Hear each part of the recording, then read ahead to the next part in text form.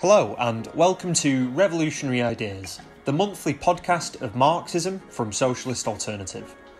One central issue for socialists is the oppression of women. From the very earliest class societies, women's oppression has been central to oppression in other areas of life, including in the workplace. But how is that the case?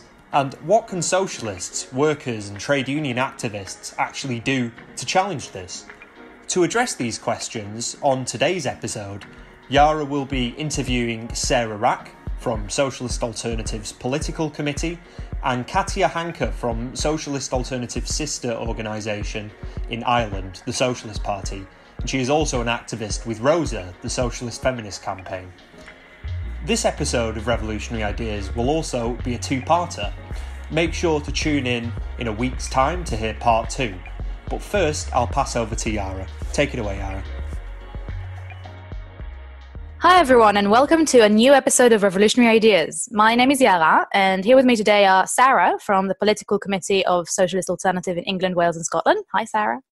And we've also got Katia from our sister organisation in Ireland, which is the Socialist Party. Hi, Katia. Hey, how you doing? So Socialist Alternative is a member of International Socialist Alternative, which is an international organisation with members in over 30 countries all around the world. So make sure to check it out at our website, which is internationalsocialist.net.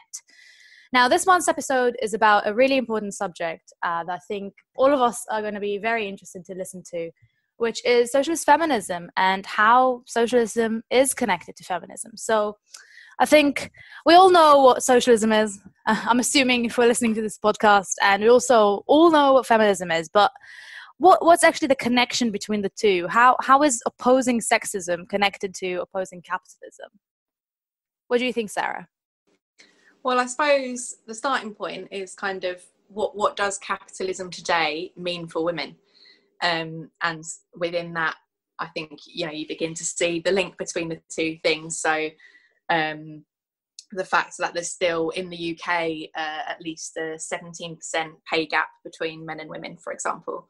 The fact that 25% of women will experience domestic violence at some point in their lifetime. The fact that unpaid work within the home by women is thought to be worth £140 billion a year in terms of cleaning, cooking, childcare and those kind of things. That kind of shows just a glimpse of the position of women under capitalism, and that's in an advanced capitalist country. Let alone if you talk about some of the horrifying situations in poorer countries in the neo-colonial world. So I think that gives kind of an indication of the link. I suppose something I think is important to state from the start is, of course, all women suffer oppression. That the oppression of women impacts women of all classes. So by saying there's a link between capitalism and women's oppression, that's not saying that women who are richer or even like women of the capitalist class don't suffer from women's oppression, because things like domestic violence, sexual harassment, discrimination, limits on reproductive rights, all of those things impact all women. And I think that's something that we've particularly seen in the last few months, actually, under in the COVID crisis, under lockdown, for example, things like that women have, across all income bands, women have done more childcare and homeschooling than men within the home, for example, shows that everyone can be impacted, but there is a class difference within that, and also for us, it's about how can we change things, but we should come back to that. Yeah, I think that point is important about all women are affected, but there's a difference in how women are affected. For instance, the issue of domestic violence, while it's an equally horrifying experience for any woman to ever have to go through, it is different if you are wealthy, have the independent means to get out of an abusive relationship, and are able to escape. Where actually many working class women, for instance here in Ireland, where there's a housing crisis for the moment, are simply forced to stay in a relationship because they know there's no alternative for them and any children they have, in terms of either it's homelessness, literally living from hotel to hotel, or being stuck at home in an abusive relationship. And obviously that has to do with your financial capacity, with your class background, what means you have to escape from the type of oppression that every woman suffers, you know. And that's just one practical example, but I think we can all see how that plays out in different situations. Women in workplaces suffer from sexual harassment, no matter whether they're from a middle class background or a working class background. But if you're in a precarious contract, depending on extra hours to make anything more than the absolute minimum wage, it's obviously, and on, you know, non-unionized workplaces, it's going to be much harder to fight back than if you are in a position of a well-unionized workplace with good pay, or in a management position, for instance, you know. Yeah, I really agree with that. And I think it's kind of like working class women suffer from a double oppression of being women and also being working class. But then there's also a different type of oppression to maybe working class men, but also ruling class women, even though they're both still oppressed, but in different ways. And I was wondering, we're saying that it's connected to capitalism. Obviously, although we talked about is about the situation today, which is under capitalism. But I was wondering, is this something that you think that capitalism perpetuates? Do you think that it's something that capitalism benefits from? Or do you think it's just kind of like a side effect that's sort of happened, but capitalism is really trying to fight for equality? Because it kind of tries to present itself as this individualistic system that, you know, as this meritocracy, everyone benefits from just being good at something. But we see that that's not the case when it comes to working class people, but specifically like women in this context that we're talking about now. So do you think capitalism benefits from it? Or do you think that it's just something that we are fighting now in under the confines of capitalism? I think that, I mean, that one figure that I gave, for example, about the value of the unpaid work of women is one way that capitalism kind of materially benefits from the oppression of women. But there's also kind of, what is the impact of the oppression of women generally on the system? And I think that any kind of division created between ordinary people can be of benefit to the capitalist system. So, you know, the idea that one type of people, whether that's based on gender or race or sexuality or anything, are kind of superior to another, and that there's a conflict between different groups of working class people, that kind of inhibits the ability of working class people to unite across those differences and fight back against the capitalist system. The oppression of women did not begin with capitalism, and we can discuss that in a minute, about it kind of goes back further than that. But I think that it's certainly the case that capitalism doesn't have an interest in ending the oppression of women, and in fact that it's not possible as well to end the oppression of women within capitalism. I think that's a really interesting point, actually, about how, because there's a massive contradiction, actually, if you look at how capitalism, on the one hand, is based on oppression. It's based on dividing working class people in every way possible. So women's oppression comes in handy enough in terms of underpaying women, literally paying women less, but also entire sectors being undervalued. And I think actually our recent experience in COVID has really, really brought that out. You know? Teachers have been systematically undervalued and being paid less and less over the last 30, 40 years relative to their experience. Similarly, the health sector and you know, but leave alone cleaners, people in the retail sector. And then all of a sudden, over the last few months, we found out actually that these are frontline workers, essential workers that are absolutely key to our lives, you know, even though we've been told for years and years that this is secondary work, care work, that doesn't have to be paid that much. So you've got that, you know, capitalism benefiting from all of this labor and underpaying it massively and undervaluing it massively, and combining that with an ideological offensive to justify why this is happening. But on the other hand, capitalism is the first kind of social and economic system that forced women back out of the house for a very long period. You know, if you look back over previous ways of organizing society, from feudalism to slavery and so on, what they all have in common is that they forced women into the home, and that they turned what was social reproduction in the broadest sense of the word, social work or socialized work, completely into the private sphere, into the individual household. And capitalism actually has reversed that trend in the sense of it's forcing women back out of the home into the workplace. And in that sense, actually also provides women with the opportunity to organize collectively much more effectively than any previous system did. Because, you know, you have the same opportunities of getting unionized, of meeting other people in a work sphere, and actually having power as a worker to fight the exploitation and the oppression that you're suffering. Yeah, I really agree with that. And I also think that, you know, even though capitalism is pushing women into the workforce, it's still pushing them into the home at the same time. So in some ways, it's even harder for women now, because women are expected to also go and make money outside of the house, not because capitalism is such a, you know, a progressive system that wants to see women in the workforce, but because it's driven wages so low that now a household can't really have enough means without two people going to work and two people making money. And even then, you know, it's still a struggle. But at the same time, they are still expected to do all of that paid work, unpaid work that Sarah was talking about. They're still expected to care for the children. They're still expected to cook. They're still expected to clean.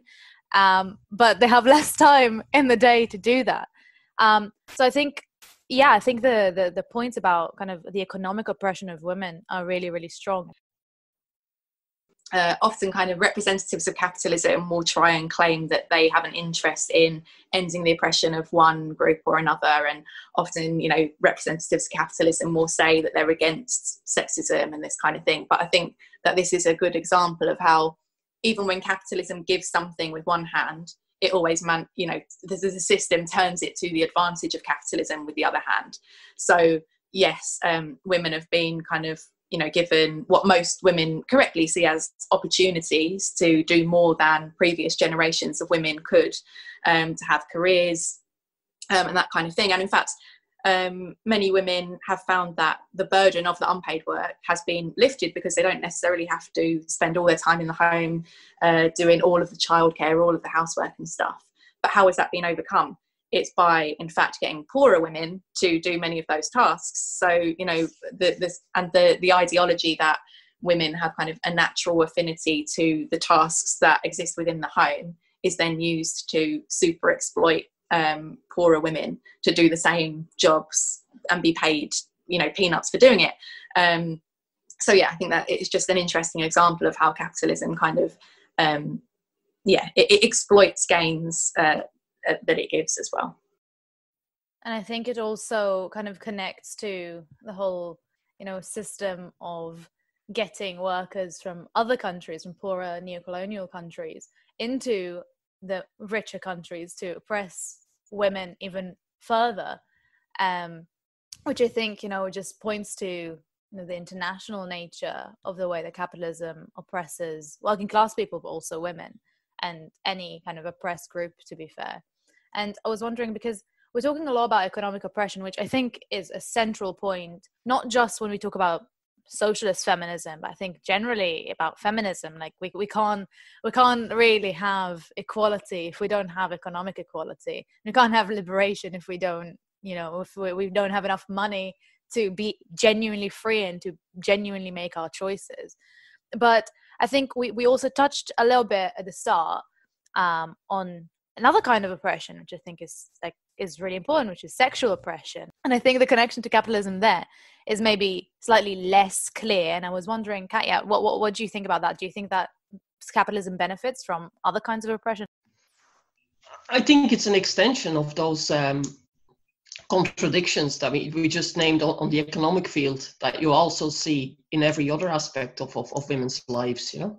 On the one hand, we're supposed to be okay with the constant commercialization of women's bodies in every possible way, from offensive ads to much worse than that, the pushing of the porn industry and so on and so forth. And on the other hand, you're still expected to fit within the very neat box of what a woman is supposed to do. There's still slut shaming going on, and so on and so forth. On the one hand, you've got many examples of how women are supposed to do two completely opposing things. From the economic point we made about, yes, you're supposed to be working, but at the same time, motherhood is expected. There's so much more expected of women now in terms of parenting and so on than there would have been in previous decades. If you don't have your kid painting by the age of 2 and at least reading 3 books a day by the age of 4, you're completely failing as a parent. To if you don't look the business from 8 o'clock in the morning till 8 o'clock at night, go and work out in the gym 3 times, but don't forget to work overtime in your minimum wage job as well, and so on and so forth. Pressures are expressed in every possible aspect of women's lives, and that includes sexual oppression, I think, in terms of how women feel massively under pressure in that field as well. And that's extremely, extremely stressful, and I think you can even see that in terms of how that psychologically the pressure that women are under is as big as it ever was. Yeah, I agree with that. And I think also, as Marxists, we try and look at what is the impact on the way that society generally is organised on the experience of ordinary people in all kinds of ways. And I think that it's fair to say, when you live in a society that has such massive different situations facing men and women, as we've outlined, and that in general just teaches the idea that male power over women should be the norm, that it's inevitable that then manifests at an individual level in violence by individual men against individual women. And that is not at all to kind of excuse that and say, well, it's inevitable because this is the way society is, but it is to recognise that it's not something that's naturally occurring. It's something that stems from very deeply held reactionary ideas that are formulated from the type of society that we live in.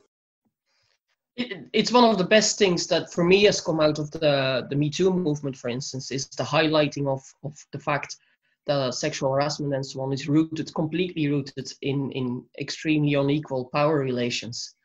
And, calling the bluff on the idea that this is just some kind of bizarre sexual attraction or something like that, but that it is completely rooted in a lack of power from, for instance, female employees and so on in the workplace. And that as long as you keep those very unequal power relations in place, you're not really dealing with the root causes of abusive situations. And that also goes back to how capitalism is organized, how it gives way more power to bosses and so on and so forth than it actually does to other people. And it doesn't treat people as complete human beings in the workplace or in other situations. Yeah, and I also think that kind of even the fact that sex is kind of equal to power in our society is a really kind of striking point of that, because why is it like that? Isn't sex meant to be something that's really equal between two people or more if they want to? But instead what happens is that it's seen like, men having sex with women means women are losing power and men are gaining power. And I think that is inherent to the way that the capitalist system treats sexuality generally, as kind of like done for the benefit of men, if not for the benefit of children, which is also for the benefit of men. And I think that it really connects to the way that, the capitalist system takes away power from even men in the context of the workplace, because there's been studies that show that when when a worker is having a bad day at work and feeling like the power is taken away from them by their boss, they then go out and take it out on the wife. They let her go out, go back to the home and take it out on the children and on anyone who is weaker than them in the perception of the society. And it has to be kind of connected to the way the society is organized. And that, I think this leads me to another question of why is sexuality like that? Why is capitalism benefiting from the way that it treats sexuality? Why is it doing that? Yeah, I think that this is a really fundamental question in terms of where does this whole system of oppression come from? Where do all these different systems of oppression come from? And for us as Marxists, one of the kind of foundational works to inform our views on this is The Origins of the Family, Private Property and the State by Friedrich Engels, which is actually one of my favourite Marxist books, definitely. And that's not just because it deals with the oppression of women, and I'm kind of particularly interested in that issue. I think that it's really foundational in having a Marxist understanding of society at all, and in what class society is, what capitalism is, and the impact that has on a whole number of things. And I think that the main point that book is trying to kind of bring out is that the way that society is organised in a very broad general sense is a product of historical conditions, and that the dominant mode of production, as we would say, the way that the economy is organised, so today capitalism, has an impact on all other aspects of society. And I mean, some of the specifics that Engels outlines in that book have since kind of been corrected by more recent research, but the fundamental points that he makes remain absolutely correct, which is that capitalism has not always existed, and in fact a society divided into different classes has not always existed, and also the systematic oppression of women has not always existed. And he draws out kind of the links between these two things. And for us, that's very important, because if something hasn't always existed, that's a clear sign that it doesn't have to continue to exist, which is what makes the ideas that Engels puts forward in that book quite revolutionary, I suppose. I agree that it's an amazing book, and considering it was written in 1884 as well, I think it makes some fantastic points. I think there's a lot to be learned from that book for Marxists in terms of a method of analysis as well, of Engels basing himself on the best available research at the time. And I often get annoyed when people criticize this book, saying, well, there's newer research out recently. Well, kind of hard for Engels to use research 100 years after he wrote the book, The point, obviously, is he used the best available research that was there at the time, based himself on the latest in terms of knowledge of previous societies and so on and so forth. But then with his analysis went beyond those examples of anthropological research to draw out more general points. And those points are so important for us and for anybody who wants to fight oppression, because if you want to fight oppression, you need to find the root causes of it if you really want to make a lasting difference. And Engels point out quite clearly that the root causes are in the social organization of society. So they're not based on human nature and inherent in all of us or whatever else. They're based on the kind of social system we live in, or previous societies lived in. And on the basis of that, more or less equality was able to be achieved. So that all of that points towards, well, then we need to look at the system we live in, rather than just looking at men or another section of society as the enemy. We need to look at the system itself and how society is organized at this point in time to fight oppression.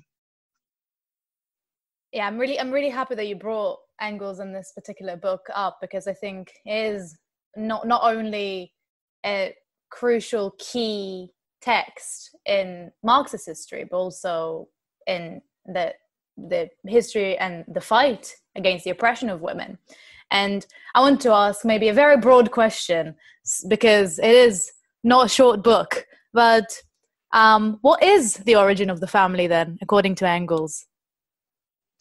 So, I mean, a lot of what Engels looks at is what we would call hunter-gatherer societies, which is actually talking about the vast majority of human history, where there was a division between the types of work, as we would call it today, that men and women carried out in general. So in general, men would do more hunting and women would do more gathering, partly because that allowed the women to stay closer to the home, and obviously because of bearing and nursing children in particular. And it was still the case that women did the majority of the childcare. But something important that's different is that there wasn't, that didn't lead to a systematic different value in society. All of those roles were valued, and it didn't lead to material difference between the two sexes. And also that in all of those tasks, there was a much more collective approach taken. Everyone contributed to these tasks. Everyone contributed to society in this way, and everyone was then given what they needed from it. And in terms of where did it change, which I think is your question, Yara, the big change was with the development of agriculture, because this allowed for the first time groups to be not only producing for their immediate needs, they were able to produce a surplus for the first time, which then led to the development of those who owned that surplus and those who were exploited by those who owned the surplus. And that's a very condensed version, in a much more kind of drawn out and complicated way. But that's how it happened. And then related from that was the emergence of other structures within society, including the family, which were an aid to that form of society. Yeah, I think that's a really interesting point, because I think today when we hear people talk about the oppression of women, we talk about it first of all in a very specific sense to capitalism, but also we talk about it in the immediate ways that we see the oppression, like lower wages, or again the unpaid work that women do, or sexual assault or sexual harassment. But I think to understand that it's not only part of this system, it's part of the basis of the system and the systems that were before, of kind of class society. And the basis is also economic. It's about what produces value, I think is incredibly important. And I was wondering if you can maybe tell us a little bit about why women's oppression started based on those economic reasons. Why does surplus mean that women need to be oppressed for class society to flourish? I think linked with the development of surplus for the first time in history. And by the way, you were talking about previous systems also showing evidence of women's oppression. But actually, if you think about the grand scale of history, you're talking about the last 6,000-7,000 years where you may have development of women's oppression. You're talking about millions of years before that, where there's absolutely no evidence of any kind of gender oppression. But as surplus develops, what you get is a small minority at the top, basically not having to produce for themselves and being able to cream the profits of what the rest of society is producing. And therefore you get the development of a class society, and with a class society comes that those at the top would like to stay at the top. And how do you do that? How do you make sure that you can pass on your wealth to your own offspring? And the systems that beforehand would have existed of kinship, of a much looser, broader idea of family, where people would cooperate in broader circles, then no longer fit, because what you're trying to do is to try and make sure that your wealth is passed on to your next generation. And that leads to an idea of a nuclear family that actually, in the broad sense of history, was never there. And that leads to a very restricting of the role of women from a kind of a social care role, where women collectively raise children, where women collectively gather, and so on and so forth, to pushing these things into the private sphere of the nuclear family, and where all those social care roles are pushed onto women individually, as individuals, and that leads to women's oppression. And also you see the impact of that in terms of the points we were making about the oppression of women's sexuality, because if men need to know who, like Katia said, who are their offspring to pass on the property to, then you have to be sure that they're yours, which leads to all the different mechanisms of controlling women's bodies and sexuality, which still last until today from that.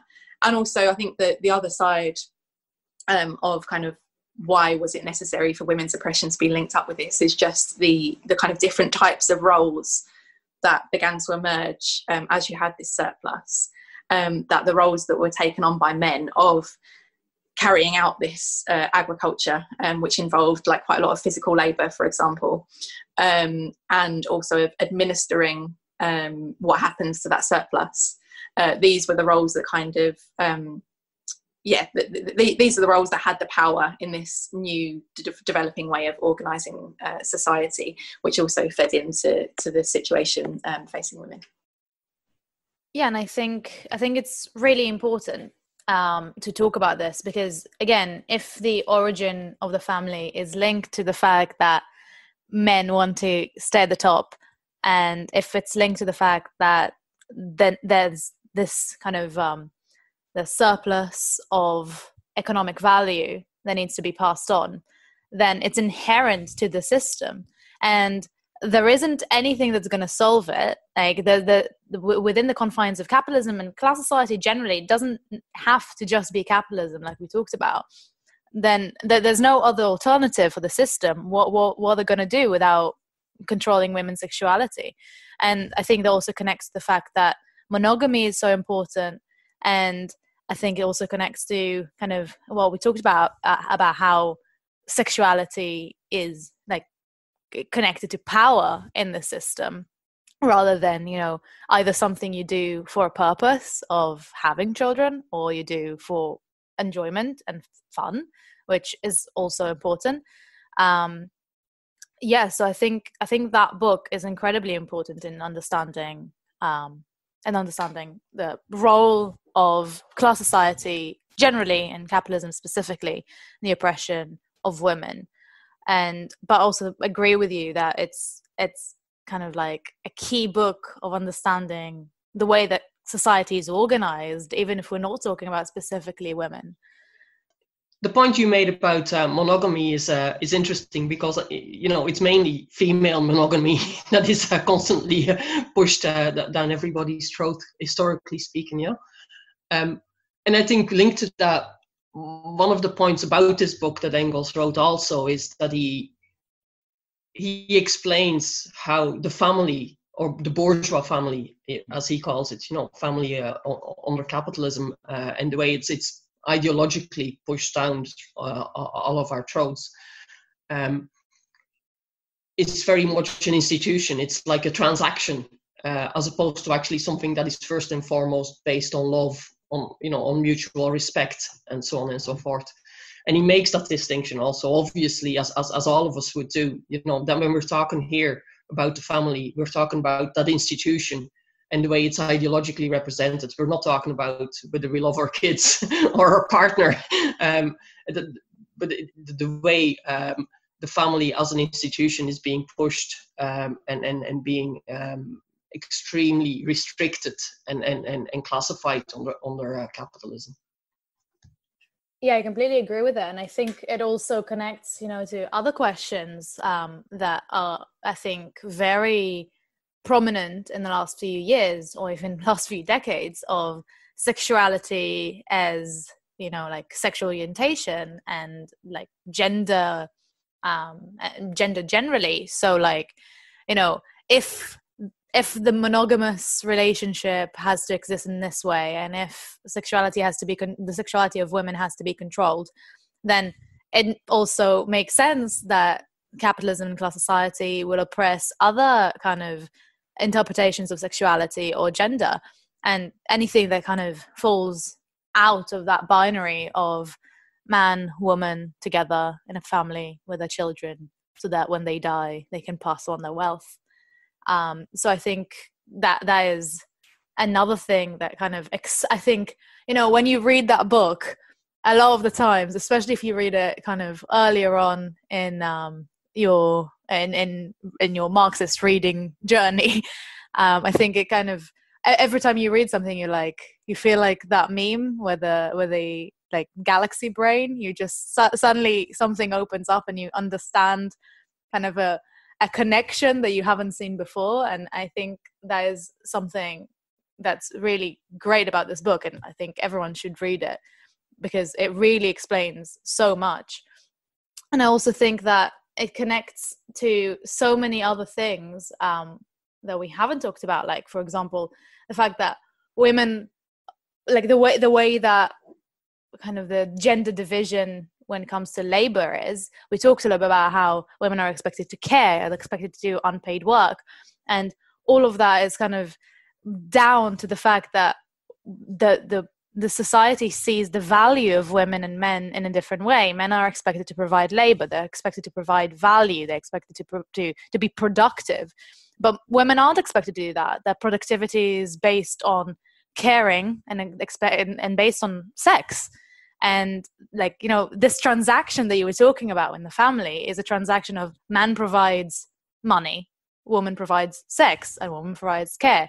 And that connects again to the whole, you know, industry and the whole production in society, and why women are pushed to those specific roles in society, even with capitalism that's pushing women out to the workplace.